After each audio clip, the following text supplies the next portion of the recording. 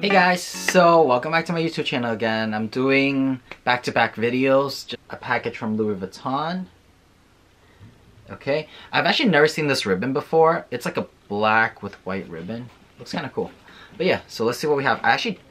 There was a few pieces that I actually ordered, so I'm not sure which one this is. But let's see. Oh, I think this one is comes with a really cute dust bag. Go and ta-da! It's the mini pochette.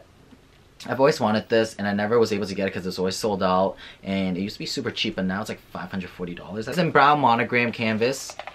It has gold hardware. It's honestly like a standard. The interior is a brown, and believe it or not, this actually has a date code.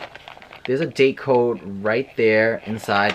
Most of the Louis Vuitton pieces nowadays have a chip that they can scan. So most pieces have chips that they can scan now, but this one has a date code, so it must be special. I'm just kidding. So this one is made in France. So it is made in France. That's Pochette leather here. And then the date code tag is actually Pochette leather as well.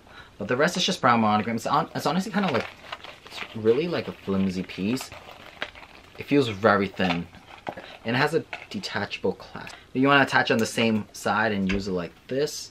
Hang it inside, you know, you can always put this inside your Neverfull, into a duffel bag, you know, one of the keep balls, however you want to do it. It's pretty versatile in terms that, you know, these detachable clasp right here.